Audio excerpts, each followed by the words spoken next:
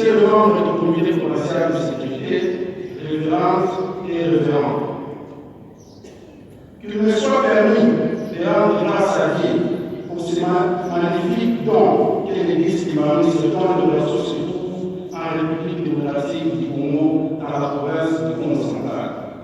Ensuite, je voudrais ici rendre un vivant hommage à son Excellence, Monsieur le Président de la République, chef de l'État, Félix Antoine Tshisekedi Tshilombo, pour la consécration de cette date mémorable ici à Paris comme date officielle, sommet et payée en République démocratique du Congo.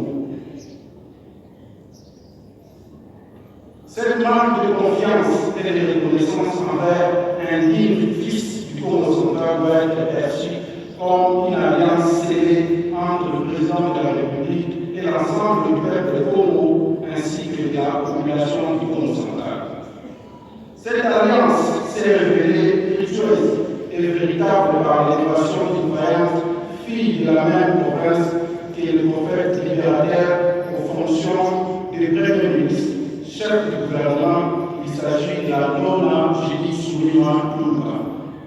Mesdames et messieurs, tout protocole observé, la meilleure manière de célébrer cette date consiste donc à renouveler l'engagement pour chacun de nous à œuvrer dans le sens de consolider notre libération par la cohésion nationale et provinciale. Je ne puis clore ces propos sans exprimer une profonde gratitude à l'Église libanise pour les rayonnements de ses œuvres sociales dans la province du Congo central à travers les structures scolaires, sanitaires et sociales. Le gouvernement provincial, sous ma voix complète, les ménages aucun effort vous accompagner dans vos œuvres de développement pour lesquelles je n'hésite pas de certifier que vous êtes des partenaires sûrs.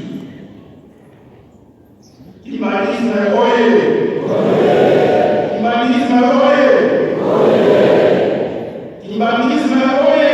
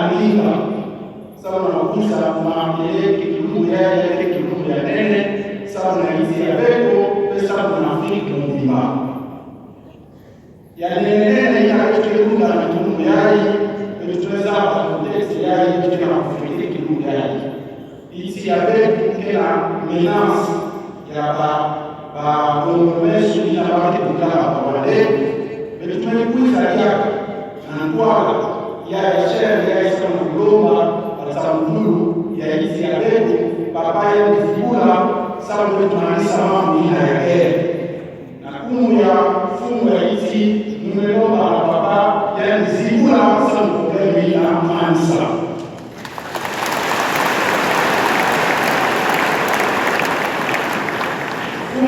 Ici, ça va à l'importance de l'Imouniaï. Il y a une année qui va l'Imouniaï, il y a des voies là, chômées et payées. Il y a une année de monde à Foumini, ça veut dire que ça va pour avoir la capitale de l'église humaniste de Nakamba, nouvelle de Jérusalem, ça nous dit sa décision, il y a Foumini ici, Félix Antoine Tshisekedi Tshilombo. Nous sommes à Lomba, ça nous dit avec nous. Ça ici, ça va être merci beaucoup. Le prophète Congo, Simon Kibamba, a accompli son premier miracle à Moukouka en délivrant une femme appelée Yakono. Ainsi, cette date marque la naissance de l'Église libanise, espoir du monde, Église universelle. Simon Kimbangu est l'un des pionniers de lutte pour les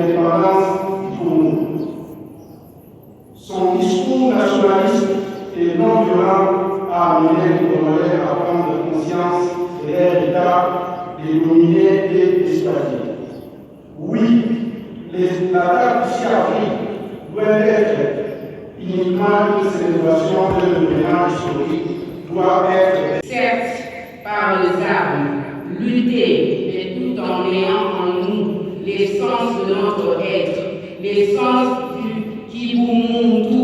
Nous voulons que nous puissions aller de l'avant et nous battre pour notre patrie, chacun en ce qui le concerne, pour que, enfin, que cette guerre injuste qui nous a été imposée puisse prendre fin.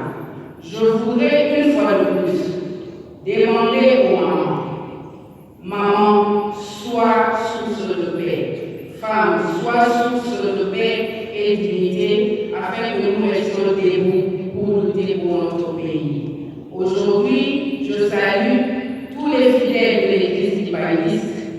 Vivez dans la paix et montrez la paix qu'a toujours prôné nos chefs spirituels et surtout notre prophète qui, lui, malgré tout ce qu'il a enduré, il l'a enduré en silence et aujourd'hui, 104 ans après, la raison lui est accordée. Merci. Moi, c'est M. Régulon Ogni. Je suis directeur général adjoint de l'église kimbaniste en charge des sites historiques de l'église kimbaniste. En cette date, nous retenons ce qui est très important pour le moment, c'est que l'État congolais a rendu la date une journée fériée légale dans tout le pays. C'est la reconnaissance des efforts de la lutte de Papa Simon Kimbangu, de l'homme noir des Africains. C'est un peu ça, on est fiers de ça. Alors quel message par?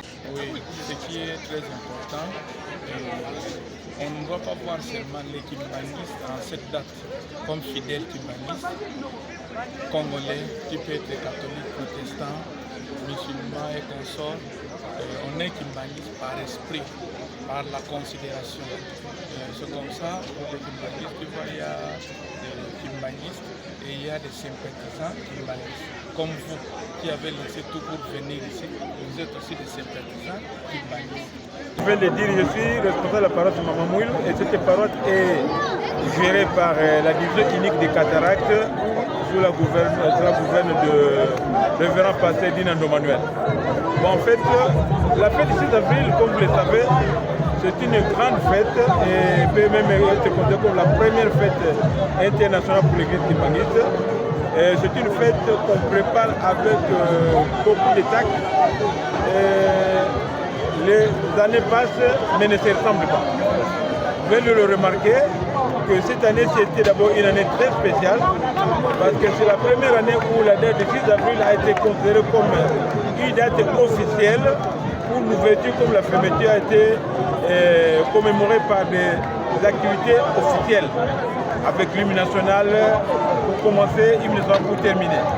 Mais étant donné que les cérémonies de Nkamba prennent toujours 3 jours, c'est le cas par exemple pour la fête qui nous concerne, nous avons commencé le 6 avril, le 7, et aujourd'hui nous sommes le 8, c'est déjà le 3e jour de notre fête, mais vous venez de le remarquer qu'il y a encore une foule immense. C'est pour dire que la sensibilisation a été vraiment totale et tout le monde s'est engagé, tout le monde a gardé la modération pour la journée du 6 avril et c'est en même temps un défi. Parce que vous savez, il y a beaucoup de gens qui croyaient qu'avec la mort de Papa Simon Kimbangu, avec la mort de tous ses enfants, l'église peut peut-être sombrer, mais c'est juste le contraire. Parce que maintenant nous sommes à la période de réalisation des promesses. Notre église a 3 grandes étapes. La première étape, c'est l'étape où l'église se cherchait encore. Donc l'église a évolué dans la clandestinité. Et la deuxième étape, c'est l'étape où a été acceptée au niveau du monde et qu'on devait maintenant implanter l'église à travers les 5 continents. À l'heure qu'il est, nous sommes à la période de réalisation des prophéties de Papa Simon Kimbangu. La réalisation, c'est quoi? Il y a beaucoup de choses qui étaient promises par Papa Simon Kimbangu d'une manière spirituelle. Quand je dis par exemple Nkamba qui était un tout petit village, il avait déjà prédit que c'est ici qu'on recevra les jeux qui viendront de 4 coins du monde. Et vous le remarquez que tous les continents sont représentés au moment où je vous parle. Alors pendant que vous étiez en train de défiler, il y a certaines personnes qui disent que la paroisse de Mbanzangoum est comptée parmi les meilleures paroisses. Quel a été votre secret sur la mobilisation, mais aussi pour la mobilisation? Effectivement, quand tu parles de Mbanzangoum, on voit la division unique des cataractes. Oui, Cette division unique des cataractes a un nouveau souffle.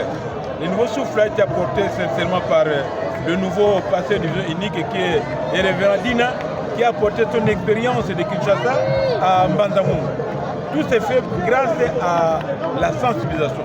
Une sensibilisation et un engagement tous azimuts.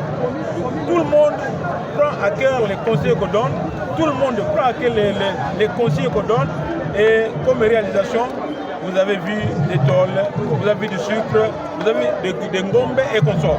Donc ça, le grand secret, c'est la sensibilisation et faire une bonne mobilisation. Alors pour terminer avec vous, quel message vous aimeriez lancer à la communauté kibanguiste, mais aussi celle de votre division de Mbanzangoum?